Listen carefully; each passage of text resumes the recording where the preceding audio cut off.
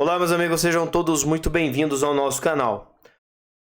A lua de mel entre Hugo Motta, Alexandre de Moraes, o Supremo, e Lula parece que acabou. Agora a reviravolta está para acontecer depois da decisão de Hugo Motta, que pegou Lula completamente de surpresa e deixou Alexandre de Moraes furioso. Eu vou mostrar para vocês o que está por trás de toda essa movimentação, porque, claro, Hugo Motta, depois das várias luas de mel que ele passou com chefes do governo Lula, com Lula e alguns ministros do Supremo pelo mundo, viajando com o nosso dinheiro, bancados aí, a reviria, agora parece que está acabando.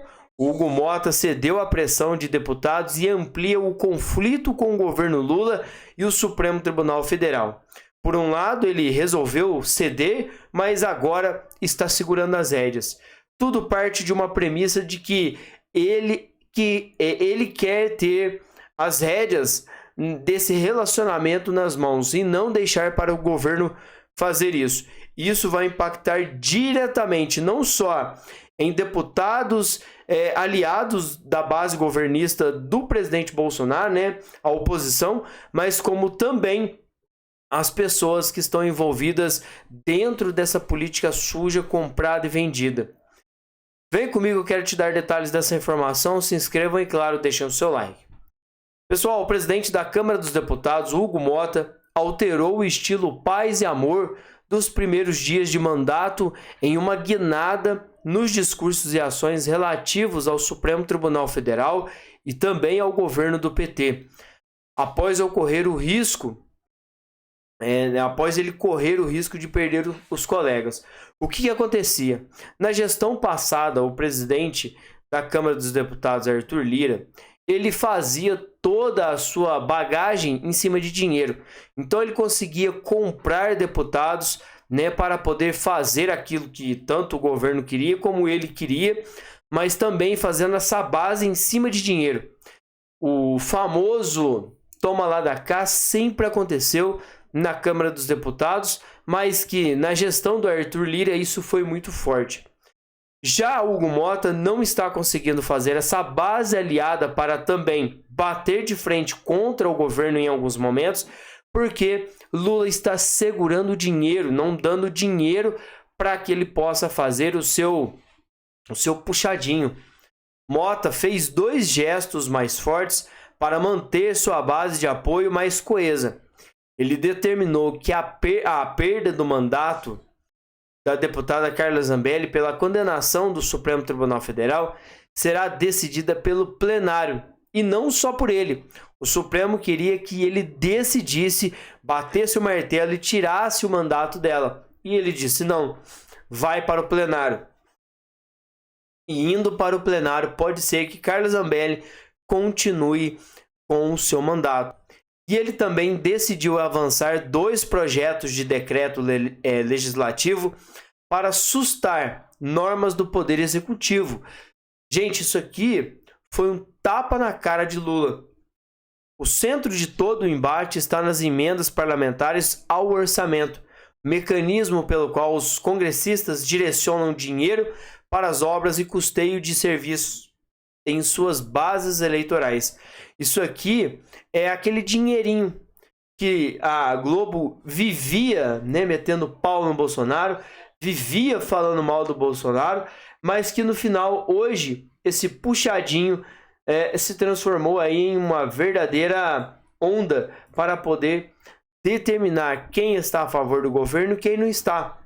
Além de deputados culparem o Supremo e o governo pela dificuldade atual de execução das emendas parlamentares, Motta também não pode contar até agora com o principal instrumento usado pelo seu antecessor para construir uma base própria de apoio, a distribuição de verbas para quem lhe é fiel.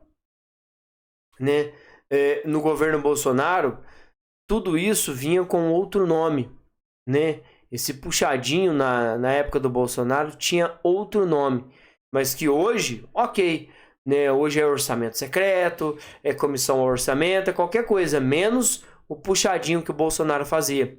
As emendas de comissão ao orçamento estão paradas este ano. Não há, segundo líderes e presidentes de comissão, sequer uma definição de quanto cada partido receberá. E a expectativa é de que isso seja resolvido apenas para o segundo semestre, diante da imposição de novas regras do Supremo.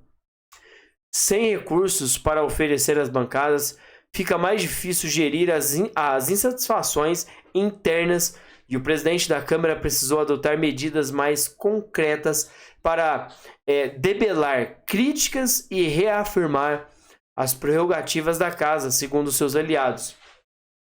Segundo também Hugo Mota, ele disse que toda essa movimentação do Supremo não vai impactar em nada. E disse também que qualquer manifestação do Supremo deve primeiro passar pelo Congresso, porque ali são pautadas as regras de leis criadas para o povo brasileiro. O que está acontecendo, na verdade, é que ele está ficando sem dinheiro. E sem dinheiro, eles não conseguem trabalhar de forma nenhuma. E claro que isso assusta qualquer um. Na época do Bolsonaro, o orçamento, né, esse nome mais bonitinho que eles estão dando aqui e ali, na época, né, a comissão de orçamento, emendas parlamentares, mas na época do Bolsonaro era o orçamento secreto. Isso aqui deu muito o que falar e a Globo todos os dias arrebentava o governo e principalmente Bolsonaro por por esse dinheiro enviado aos municípios através do orçamento secreto, que sempre foi secreto, sempre, mas que no governo Bolsonaro se tornou um absurdo fazer esse tipo de movimentação, porque na concepção da esquerda, que somente no governo Bolsonaro, ele estava comprando Centrão, ele estava comprando políticos, mas hoje, e antes mesmo de Bolsonaro assumir o poder, esse tal orçamento já fazia parte da casa, já fazia parte do Congresso Nacional. O desapego a tudo isso está se tornando a cada dia que passa um absurdo.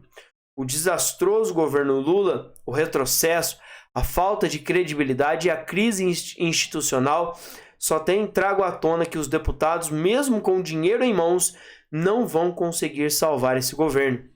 O terceiro mandato de Lula, iniciado sob o lema de reconstrução nacional, rapidamente perdeu a credibilidade, o retrocesso e a crise institucional já foi instaurada.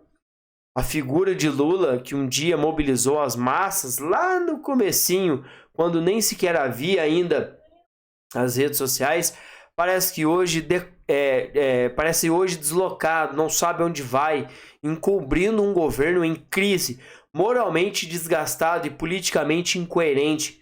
Já não se trata de debate ideológico, até setores historicamente simpáticos aos petistas reconhecem.